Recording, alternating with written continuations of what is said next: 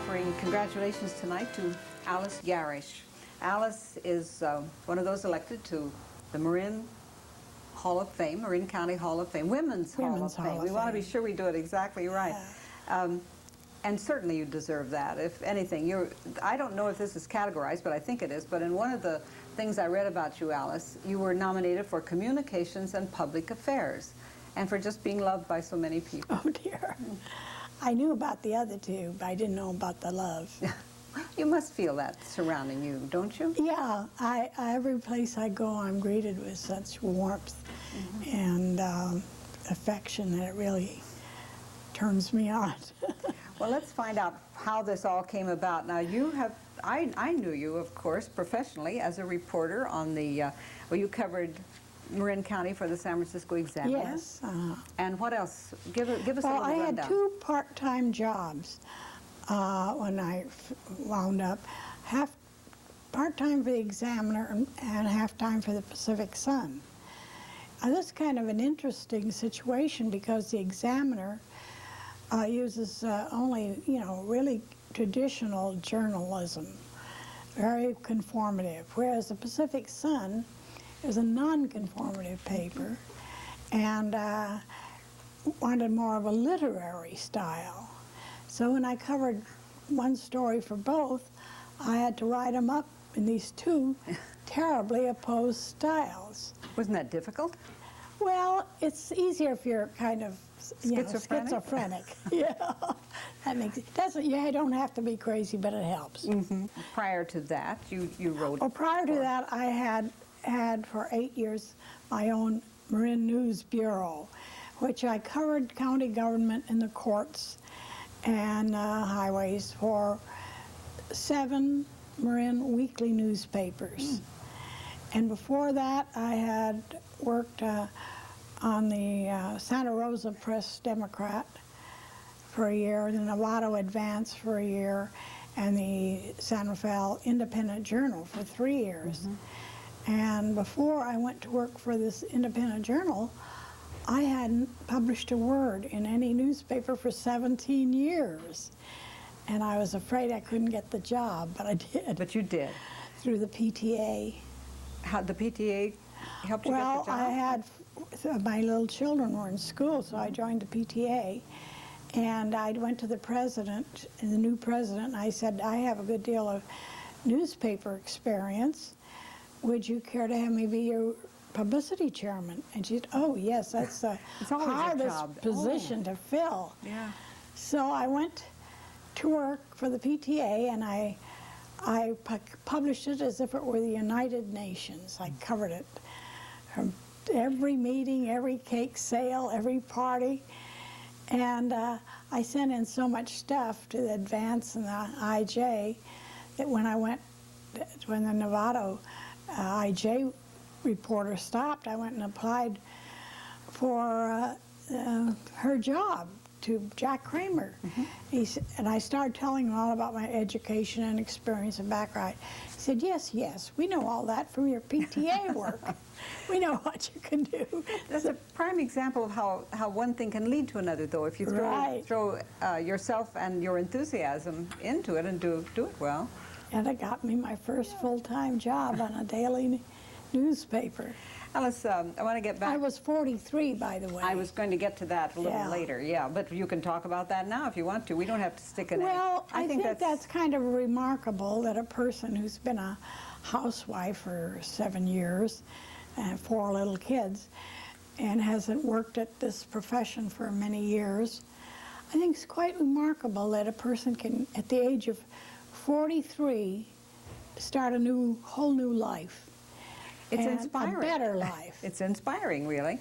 And that's what happened to me. And after I got that first job, I just got luckier and luckier and got better jobs and better assignments. And so I wound up working for the Pacific Sun. And I retired from that in when I was 68. And then I worked for the Examiner, and I had half-time, till I was 73. Tell me about your parents. My mother and father were both lawyers. My father was a judge, and they his first wife died, and so they moved. My mother went to work in his office to study law. They studied law in offices. And so when they went to Nevada in 1906 and opened a practice there because of a big gold mining town, my mother was the first woman to practice law in Nevada. Really? And she had been a journalist before she became a lawyer. So when I came along and started growing up, they wanted me to get into a more active world than just teacher, stenographer, nurse, that were the typical traditional women's activities then. And my father was a great reader, and we read together for, I guess 25 years, from starting with Peter Rabbit and winding up with the lectures of Cicero. Actually, our favorite was P.G. Woodhouse. And I think I learned writing from him, and from sharing reading with him. And then when all the gold ran out of Goldfield, we moved to Southern California, and at Redondo Beach. I graduated from Redondo High School, went to USC, graduated from USC, and studied law for 2 years. And then romance reared its ugly head, and I got married and had 4 children instead of finishing law school. And then there was that period in there before you went back to an active life of working and becoming a journalist. 7 years. Yeah. I stayed home and took care of the kids. Could we talk about your mother for just a minute? Because she was a lawyer, and she also was a writer, wasn't she? Hadn't she been a journalist? Her father was the editor of a weekly newspaper in South Haven, Michigan. And he became ill. He had a heart attack. So at the age of 19, she moved in and took over as editor of that paper. She'd worked there for about a year after she got out of high school, so he had broken her in on it. And then when he came back, he wanted to be the editor and the boss again, and I guess some conflict arose. So she went to Chicago, across the lake, stayed with friends, and she got a job on a Chicago newspaper. And it was while she was covering a trial that my dad was conducting, or was, working at, that they got acquainted. And he thought she was very bright and asked her to study law in his office.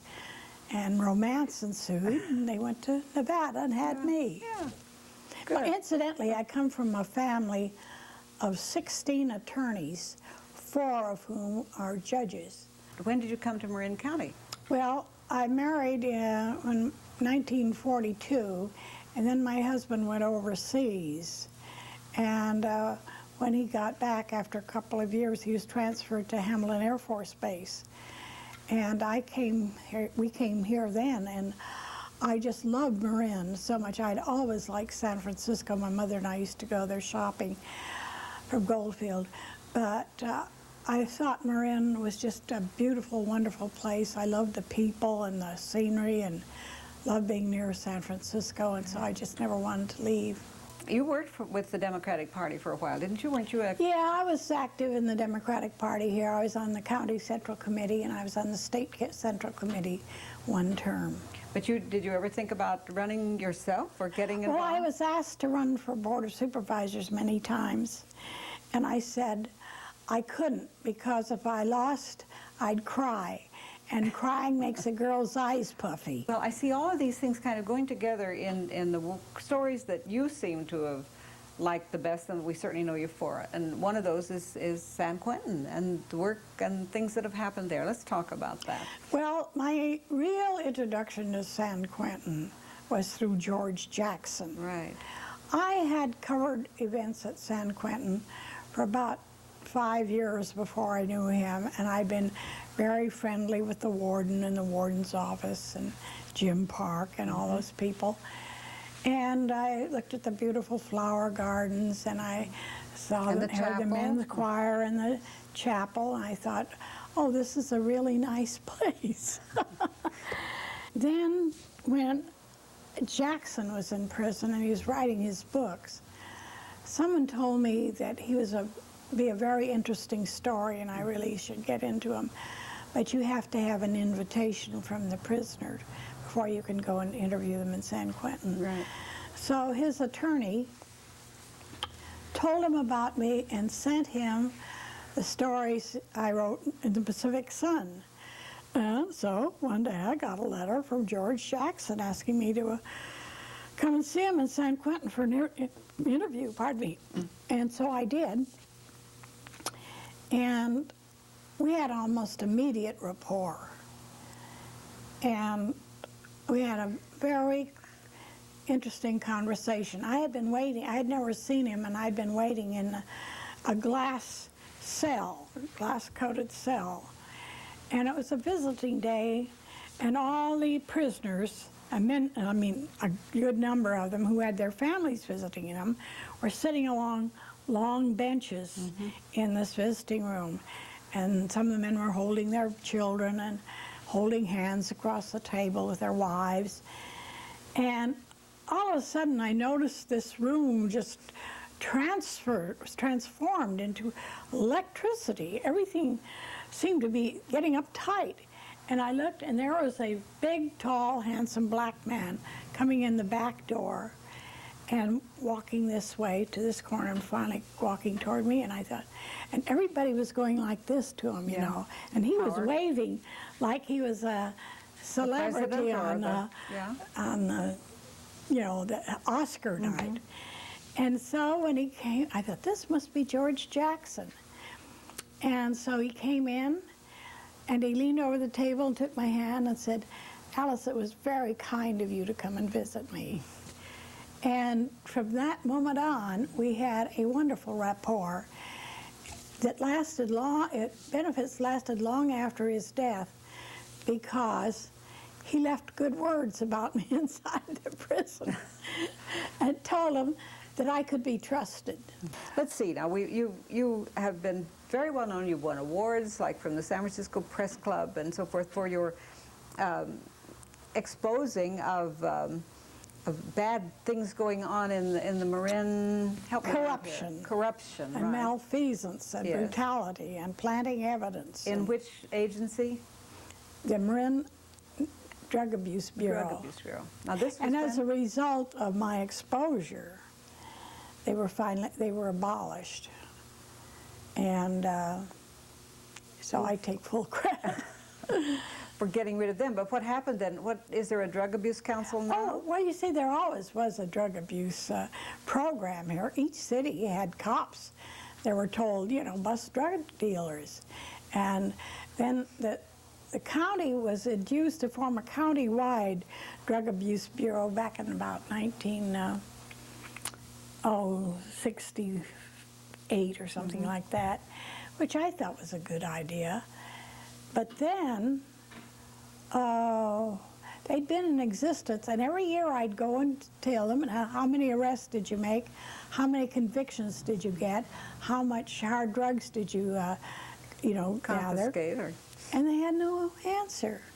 They said, well, we don't keep those statistics. And I said, well, why not? They said, well, we don't have enough clerical help for that. And so then one of the judges called me and he said, Alice, I think there's something rotten in Denver going on with that Drug Abuse Bureau. And he told me a lot of the things he'd heard about abuses and coercing informers and paying people off in drugs and confiscating drugs and money. And for instance, a guy got busted for having 5 kilos of marijuana, but when he showed it in court for the trial, only 3 kilos appeared. Where were the other 2? Where were the other 2? And he told me about it, but he didn't. If he said, hey, I had 5, this would be an admission of guilt. Of course, he couldn't do that. So this judge told me that he had notified the Board of Supervisors and the grand jury on 2 different occasions about abuses of the Bureau, and they didn't even bother to acknowledge his complaints. So he said, I want you to investigate it. And I said, well, you know, sounds all right, but I'd have to ask my boss. So I went to Steve McNamara and Don Stanley, who are the publisher and editor of the Pacific Sun, and told them that this judge wanted me to investigate this. They said, how long will it take you? I said, 3 weeks to a month, I think. And they said, okay, we'll take you off your other assignments. You can go after this.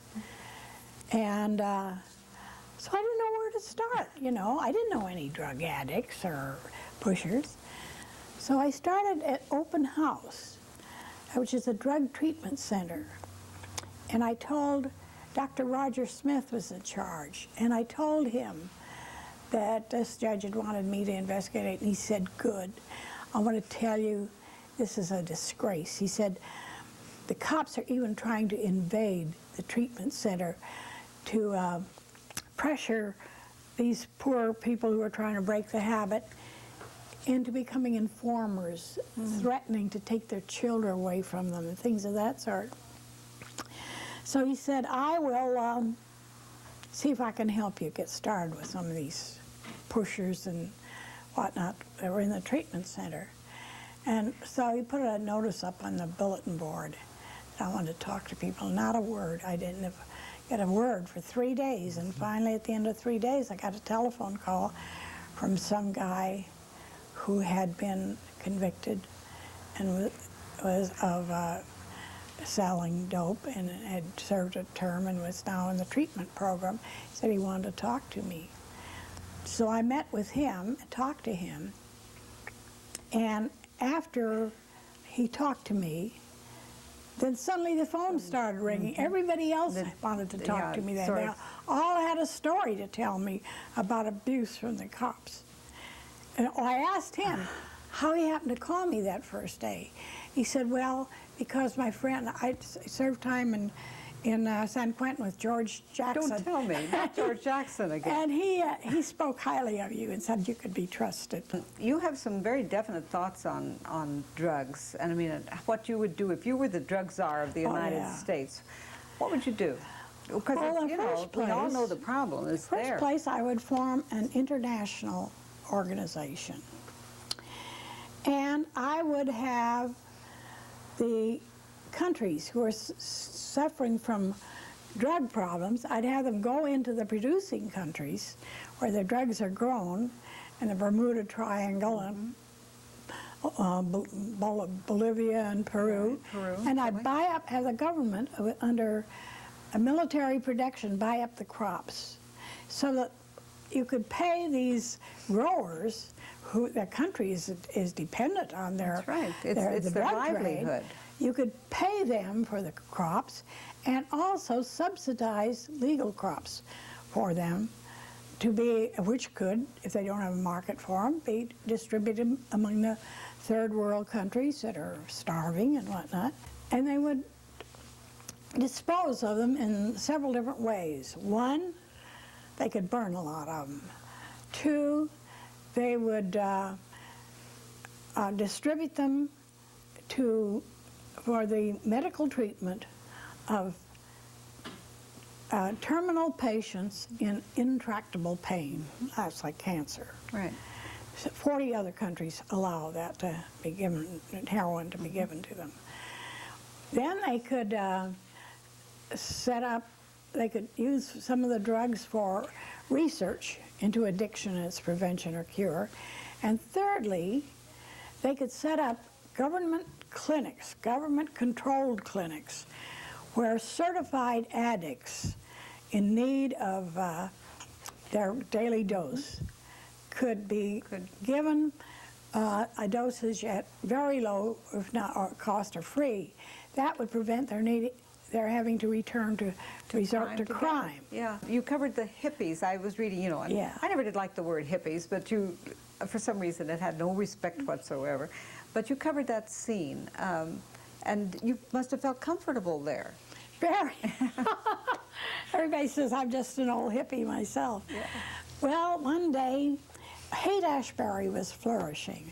One day, the city editor of the Examiner called me up. He said, Alice, I hear there are hippies moving to Marin.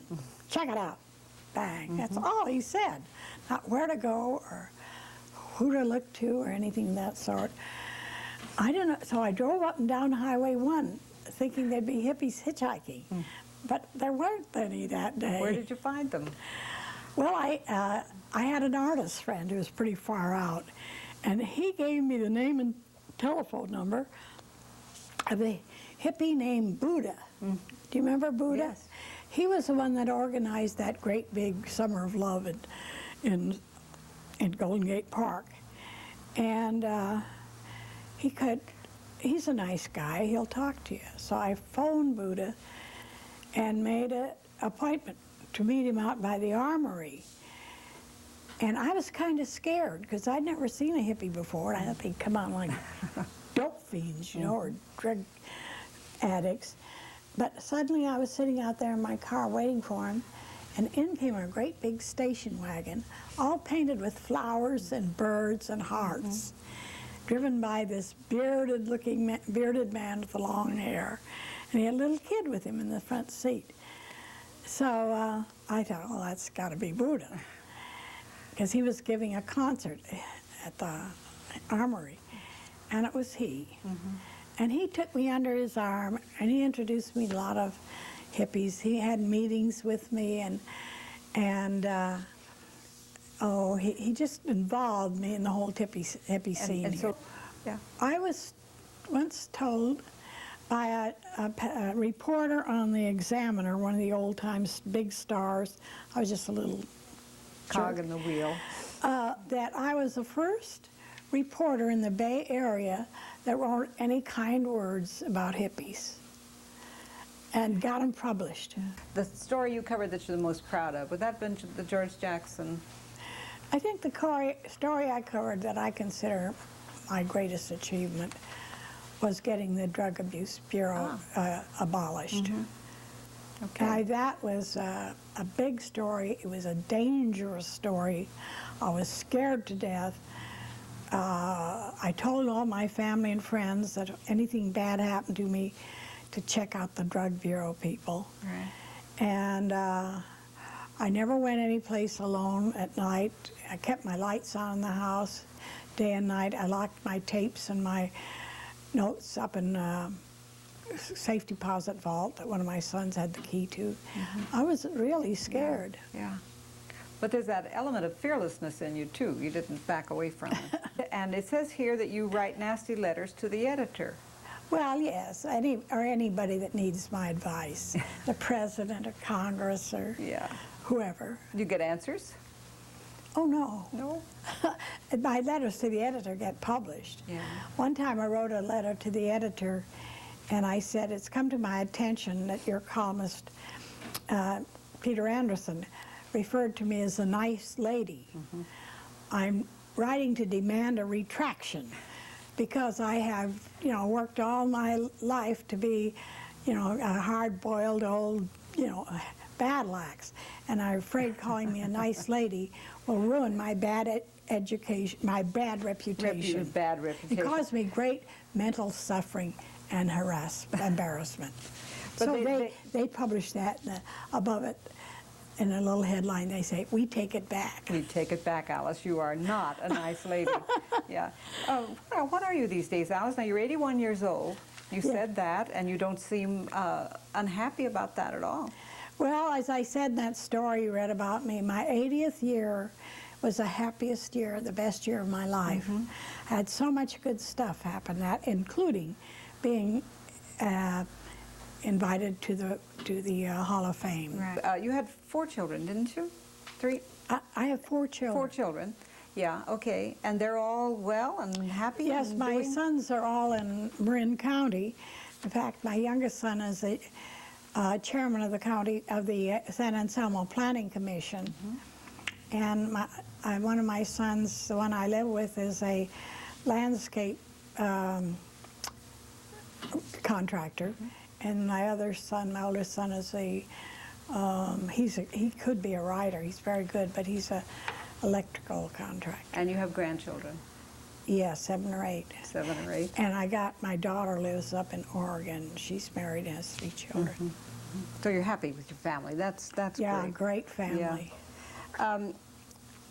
What sort of thoughts would you have if a young woman comes along to you right now, and I'm sure many do, and say, hey, I'd like to be a crusading journalist like you, Alice Yarish? What would you tell her? What do you feel encouraged about the field of young? First of all, study journalism in school. And I deviated from what they teach in school. Right.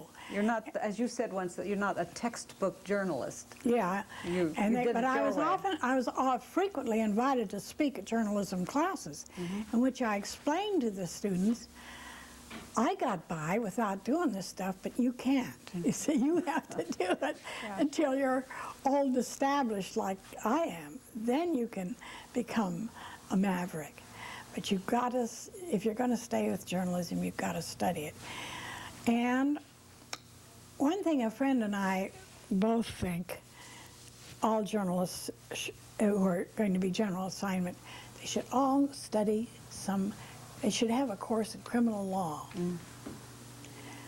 And now this is really far out. I think that anyone studying journalism should also study typing and shorthand. How do you describe yourself? In fact, one of the questions that you answered, and I just loved the answer, was if you were to have a 2 or 3 word description of yourself, what would be your favorite phrase? I only said one word. What? Outrageous. Outrageous. And do you think you are? I mean, what does that mean to you? One of my good friends said to me just about a year ago, Alice, have you always been this outrageous? And he thinks it's funny. He likes me to be outrageous. Yeah, so do I. So does everybody who knows you. Well, my mother was a little outrageous. You know, you can tell by her career she wasn't a stuck-in-the-wood That's right. lady. And the first person I ever heard who used this term, which has now become quite commonplace, was from her, when she said, if at first you don't succeed, the hell with it.